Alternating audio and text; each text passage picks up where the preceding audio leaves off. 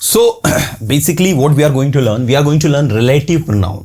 सबसे पहले तो क्वेश्चन उठता है सर ये रिलेटिव प्रोनाउन होते क्या है?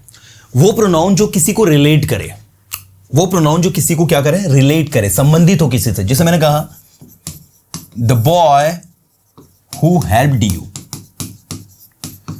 तो यहां पर ये जो हु है ये बॉय को रिलेट कर रहा है। यहां पर हु का मतलब कौन नहीं निकल रहा है, यहां हु का मतलब निकल रहा है जो या जिसने, लड़का जिसने तुम्हारी मदद करी।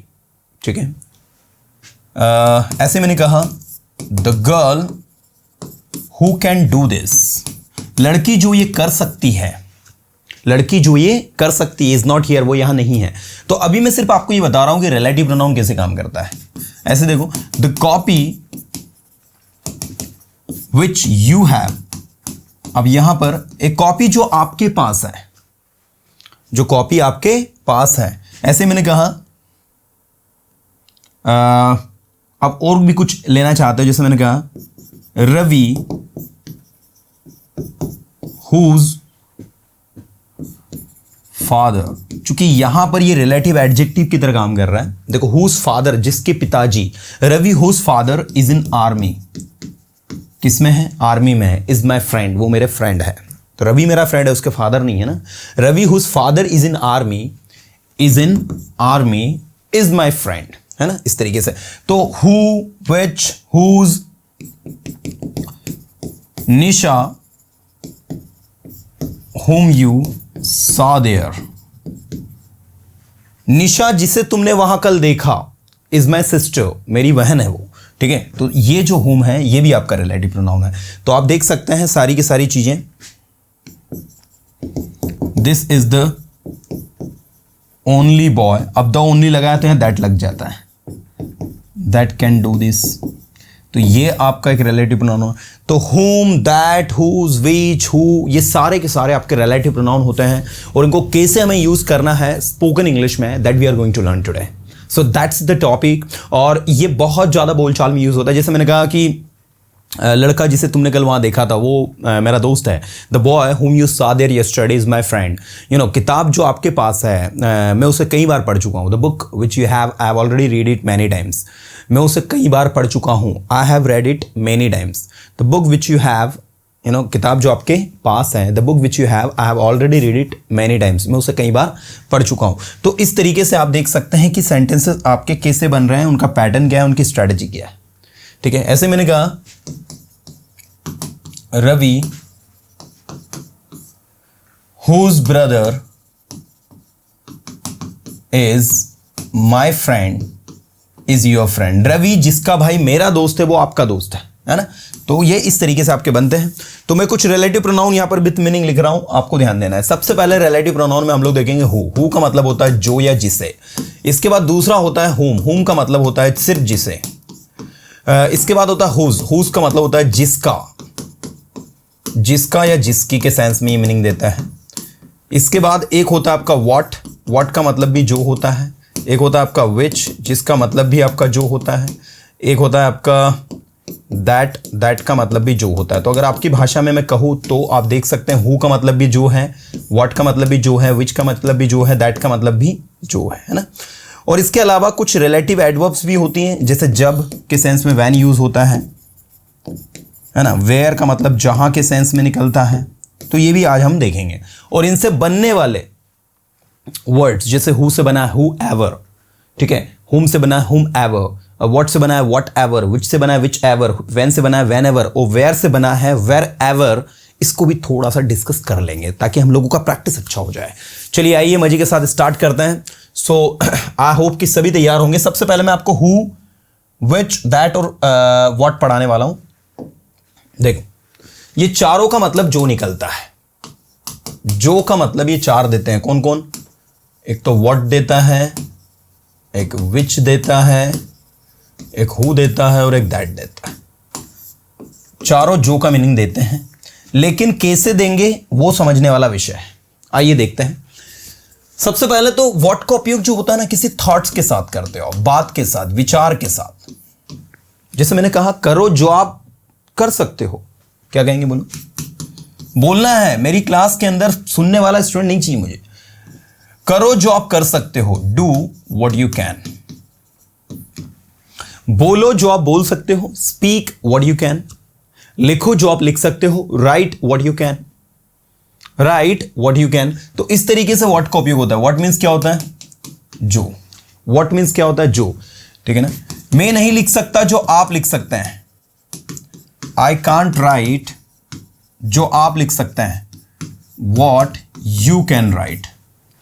मैं नहीं लिख सकता जो आप लिख सकते हैं, I can't right what you can write. जो आप जानते हो वो सिर्फ एक मिथ है, एक मिथ्या है। जो आप जानते हो, what you know is only a myth. ठीक है, what you know is only a myth. आपको इस पर बिलीव नहीं करना चाहिए। You should not believe in it, you should not believe in it because what you know is only a myth. जो आप जानते हैं वह सिर्फ एक मिथ है। सो दिस इज एक्चुअली वॉट, है ना। अब इसके बाद में अगला है विच। भैया ये जो है स्पेशली यूज होता है एनिमल्स के लिए और थिंग्स के लिए। अब एनिमल और थिंग्स के लिए कैसे यूज होता है वो देखिए। ठीक है, मैंने कहा ये वहां एक कुत्ता है जो बहुत ही खतरनाक है। आप कहीं जा रहे हो, मैंने कहा कि वहां एक कुत्ता है, there is a dog, there is a dog जो बहुत ही खतरनाक है, विच इज वेरी डेंजरस। तो आप देख सकते हैं यहां विच जो है डॉग को रिप्रेजेंट कर रहा है, जो बहुत डेंजरस है। जो शर्ट आप पहने हुए ना उसका कलर मुझे अच्छा लगा। क्या कहोगी? द शर्ट जो आप पहने हुए हो, which you are wearing, wear में आईएनजी लगेगा तो वेयरिंग हो जाएगा। The shirt which you are wearing, I like its colour.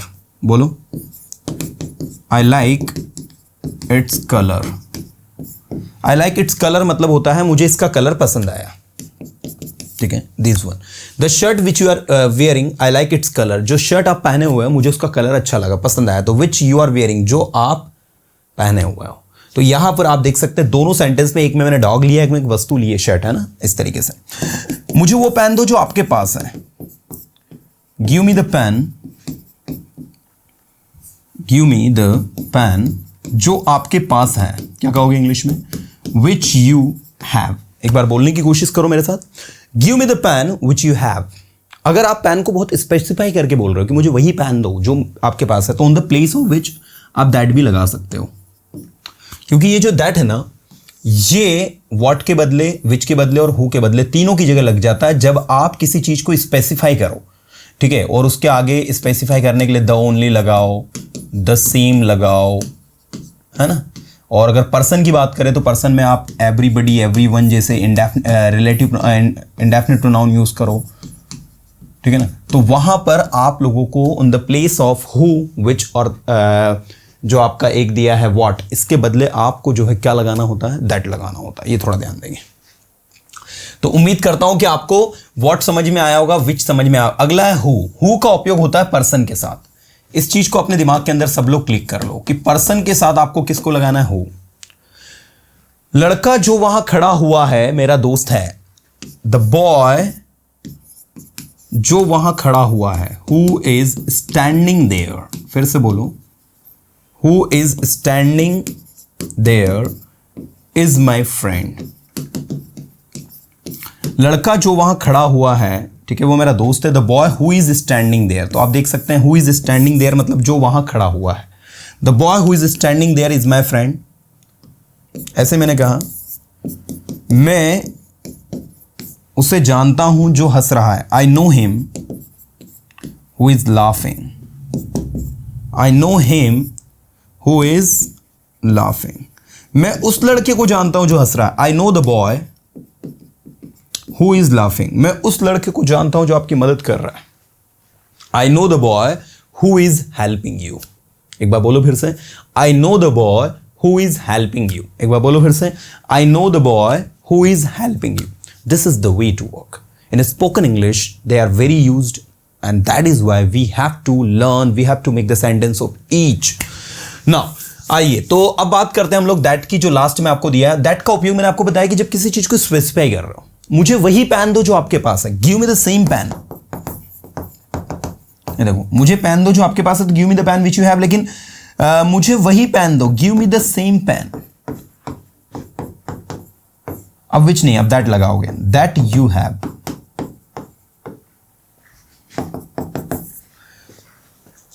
किसी की मदद करो जो आपकी मदद कर सके, क्या कहेंगे? हेल्प समवन, जो आपकी मदद कर सके, दैट कैन हेल्प यू।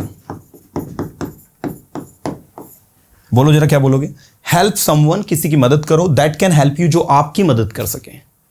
किसी की मदद करो, help someone that can help you, जो आपकी मदद कर सके।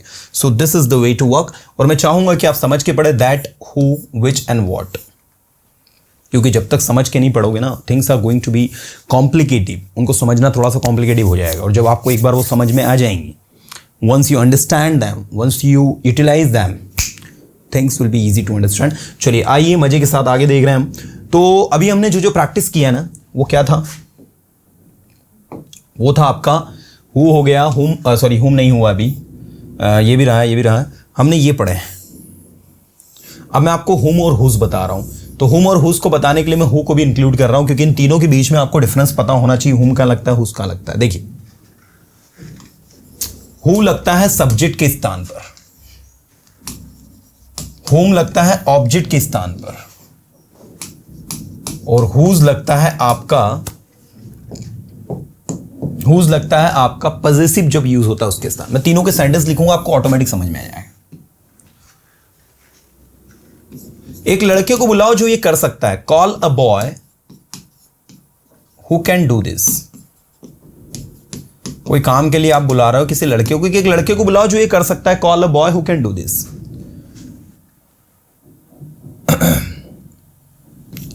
और मैंने कहा कॉल अ बॉय, एक लड़के को बुलाओ या उस लड़के को बुलाओ जिसे तुमने कल देखा था। अब लड़का निश्चित हो गया तो द लगा देना। उस लड़के को बुलाओ, कॉल द बॉय, जिसे आपने कल देखा था, whom you saw yesterday। अब इस सेंटेंस में बताइए कि यहां पर गायब क्या हो रहा था? ऑब्जेक्ट। देखो सब्जेक्ट यहां दिया है, यहां पर हु के बाद देखो डायरेक्ट कैन आ रहा है।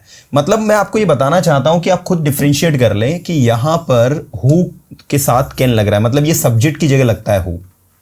किसकी जगह लगा है? सब्जेक्ट की जगह। कि call a boy who can do this, उस लड़के को बुलाओ या एक लड़के को बुलाओ जो ये कर सकता है। और कॉल द बॉय, उस लड़के को बुलाओ whom you saw yesterday, जिसे कल आपने देखा। ठीक है, जिसे कल आपने इंग्लिश बोलते हुए देखा। मान लो मैंने ऐसा भी ऐड कर दिया, जिसे कल आपने इंग्लिश बोलते हुए देखा, तो whom you saw speaking English, ये प्रेजेंट पार्टिसिपल यूज होगा यहां पर, स्पीकिंग इंग्लिश yesterday। ठीक है, whom you saw speaking English yesterday, जिसे आपने इंग्लिश बोलते हुए देखा। So call the boy whom you saw speaking English yesterday। एक लड़के को बुलाओ या उस लड़के को बुलाओ जिसको आपने इंग्लिश बोलते हुए देखा। तो यहां इंग्लिश लड़का बोल रहा था, देखने वाले आप थे, तो ऑब्जेक्ट की बात हो रही है, इसलिए क्या लगाया हमने? हूं।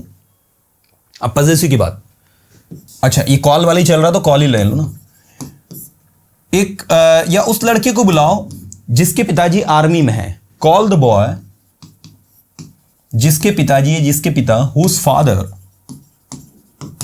Is in Indian army.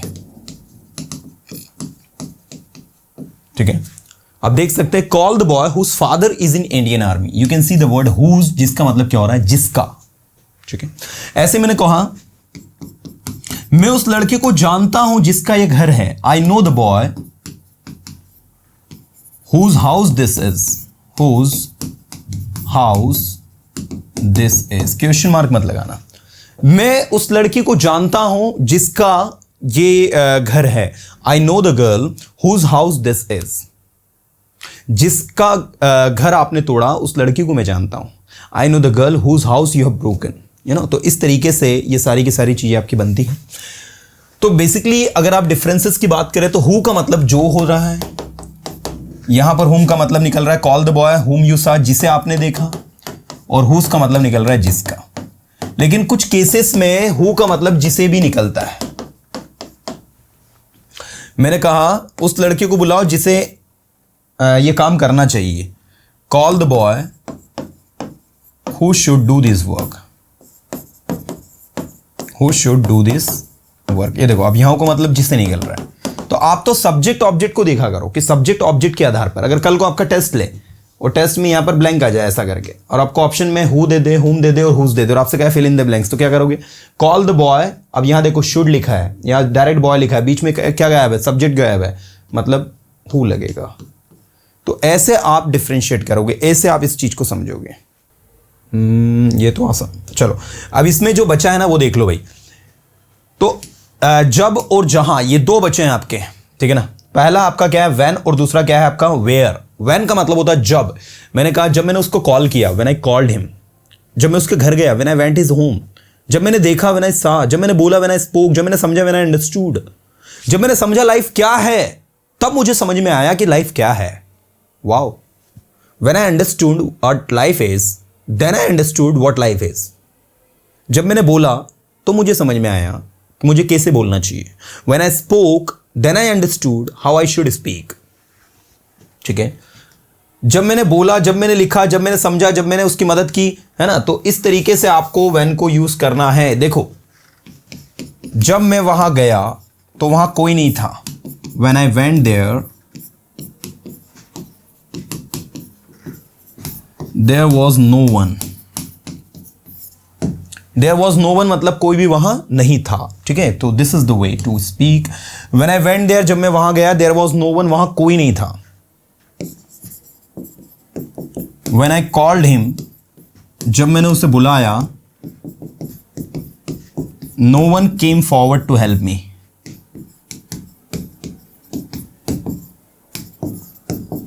तो कोई भी मेरी मदद करने के लिए आगे नहीं आया।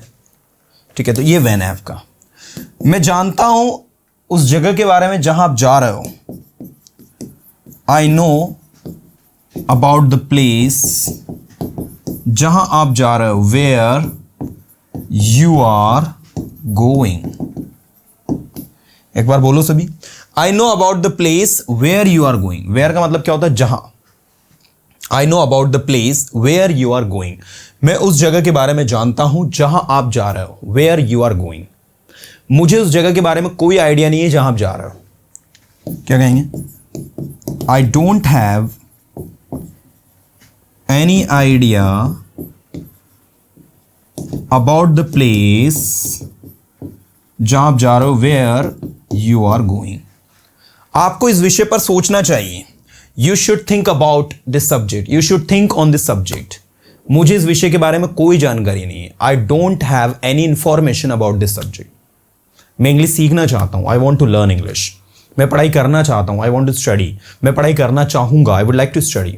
आप पढ़ाई क्यों करते हो? Why do you study. आपने पढ़ाई कैसे की? Why did you study. मैं जानता हूं आप कहां जा रहे हो। I know where you are going. I know where you are going, है ना। जब आप उससे मिलोगे, व्हेन यू मीट हिम, याद रखना, when you will meet him नहीं होगा। जब आप उससे मिलोगे, when you will meet him. जब आप उससे मिलोगे आपको पता चलेगा कि वो कैसा इंसान है। When you meet him, then you come to know what kind of person he is. अभी आपको उसके बारे में कुछ नहीं पता है।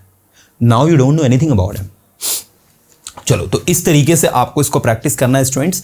और रिलेटिव प्रोनाउन अपने आप में कोई बहुत बड़ी डील नहीं है। It's very easy job if you practice it. If you just make the sentence again and again, it is going to be more easy for you. चलो, मैं आगे आपको लेकर चल रहा हूं कुछ तूफानी चीजों की ओर। तो what से बना है पब्लिक? Whatever। ही हा हा।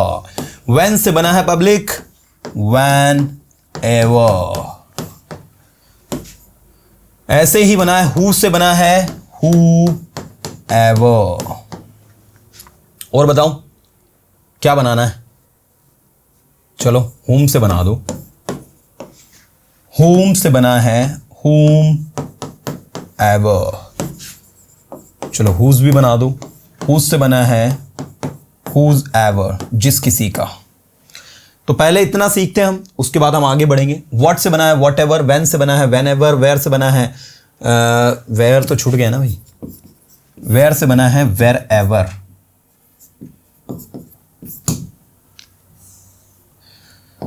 चलो, अब इधर देखो। सबसे पहले हम बात करते हैं व्हाट। जो कुछ भी। बोलो जो आप जानते हो। Speak what you know. बोलो जो कुछ भी आप जानते हो। Speak whatever you know.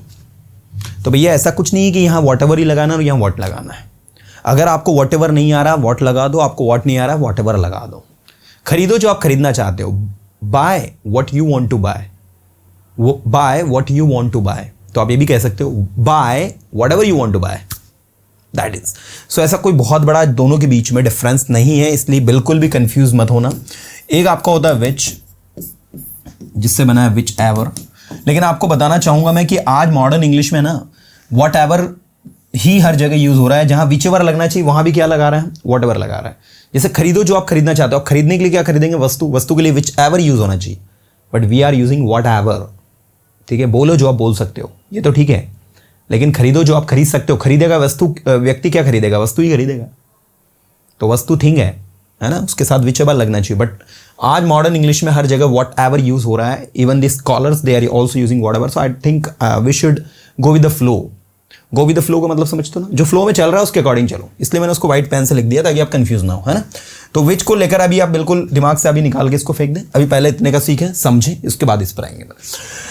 What means जो, वॉट एवर मतलब जो कुछ भी, बोलो जरा। वॉट मीन्स जो, वॉट एवर मतलब जो कुछ भी। वॉट मीन्स जो, वॉट एवर मतलब जो कुछ भी। वॉट मीन्स जो, वॉट एवर मतलब जो कुछ भी। व्हेन मतलब जब, और व्हेन एवर मतलब होता है जब कभी। ठीक है, एक बार बोलना है सभी को। व्हेन मीन्स होता है जब, जब आप आए व्हेन यू केम, जब आप गए व्हेन यू वेंट, जब आपने बोला व्हेन यू स्पोक, जब आपने समझा व्हेन यू अंडरस्टूड, जब आप समझते हो व्हेन यू अंडरस्टूड। तो इस तरीके से आप इस चीज को समझो। ठीक है, जब तक समझोगे नहीं तब तक सीखोगे नहीं, जब तक सीखोगे नहीं तब तक आप बोलोगे नहीं, जब तक बोलोगे नहीं तब तक आपको चीजें आएगी नहीं, है ना। तो मैं चाहूंगा कि आप इस चीज को समझें, बोले, लिखें। तो व्हेन मीन्स क्या होता है जब, और व्हेन एवर मतलब क्या होता है जब कभी। जब मैं वहां गया, व्हेन आई वेंट देयर, जब मैं वहां गया, व्हेन आई वेंट देयर। मैंने देखा वहां कोई नहीं था, आई सा nobody was there। जब मैं वहां गया, when I went there, मैंने देखा वहां कोई नहीं था, nobody was there। जब कभी मैं वहां गया, अब जैसे मैंने जब कभी लगाया, whenever I went there, I saw nobody was there। तो whenever जब कभी, when जब कभी, when जब। नेक्स्ट who जो, and whoever जो कोई भी। एक लड़कों को बुलाओ जो ये कर सकता है, call a boy who can do this. एक लड़के को बुलाओ जो कोई भी ये कर सकता है, या जो कोई भी ये कर सकता है उसे बुलाओ। कॉल समवन, या call the one whoever can do this, या call a boy whoever can do this. जो कोई भी ये कर सकता है उस लड़के को बुलाओ, या जो कोई भी ये काम करेगा मैं उसे इनाम दूंगा। Who ever will do this work I will reward him, I will reward the one whoever will do this। मैं उस व्यक्ति को इनाम दूंगा जो कोई भी ये काम को करेगा। सो whom मतलब होता है जिसे, और whomever मतलब होता है जिस किसी को भी, है ना। whom मतलब क्या होता है जिसे, और whomever मतलब क्या होता है जिस किसी को भी। मैंने कहा बुलाओ जिस किसी को भी आप बुलाना चाहते हो आपकी मदद के लिए। कॉल जिस किसी को भी आप अपनी मदद के लिए बुलाना चाहते हो। whomever you want to call for help, you want to call for help। ठीक है, तो बुलाओ जिस किसी को भी आप अपनी मदद के लिए बुलाना चाहते हो। बोलो जिस किसी के भी बारे में आप जानते हो। Speak about whomever you know, about whomever you know मतलब जिस किसी के बारे में भी आप जानते हो। Speak about whomever you know, बोलो जिस किसी के भी बारे में आप जानते हो। whose मतलब होता है जिसका, whose मीन्स क्या होता है जिसका, और whose ever मतलब होता है जिस किसी का भी। ठीक है, whose मीन्स होता है जिसका, whose ever मतलब होता है जिस किसी का भी। whose मतलब क्या होता है जिसका, एंड whose ever मतलब होता है जिस किसी का भी। राइट, तो मैंने कहा मैं उस लड़के को जानता हूं जिसका ये घर है। I know the boy whose house this is. जिस किसी का भी ये पेन है आओ और लेकर जाओ। Whoever pen this is come and take it. Whoever this pen is, जिस किसी का भी ये पेन है आइए और ले जाइए। वेयर मीन्स क्या होता है कहां, एंड वेयर एवर मतलब होता है सॉरी वेयर मतलब होता है जहां। यहां पर जहां का मतलब निकल रहा है, और यहां निकलेगा जहां कहीं भी, जहां कहीं बी। जाइए जहां कहीं भी आप जाना चाहते हैं, go wherever you want to go. लिखिए जो कुछ भी आप लिखना चाहते हैं, write whatever you want to write. बोलिए जो कुछ भी आप बोलना चाहते हैं, speak whatever you want to speak.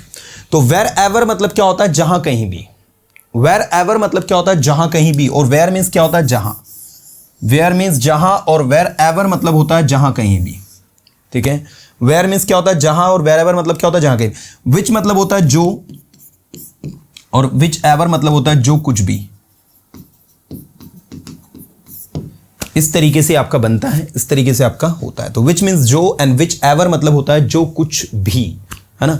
Which means होता है जो, एंड विच एवर मतलब क्या होता है, जो कुछ भी, है ना। तो ऐसे इस तरीके से आपको इसको समझना है ताकि आप इस चीज को अच्छे से अच्छा समझ जाए। मैंने कहा मुझे वो पेन दो जो आपके पास है, give me the pen which you have. जो कोई सा भी पेन, जो कुछ भी आप खरीदना चाहते हो, whichever you want to buy, जो कुछ भी है आप समझाना चाहते हो, whatever you want to explain, या whichever you want to explain. So whichever की बजाय I would insist to use whatever. जो कुछ भी आप समझाना चाहते हो, whatever you want to explain, जो कुछ भी आप करना चाहते हो, whatever you want to do, जो कुछ भी आप लिखना चाहते हो, whatever you want to write, जो कुछ भी आप बोलना चाहते हो, whatever you want to speak. So this is the way to work. ये तरीका है, ये पैटर्न, ये स्ट्रैटेजी है।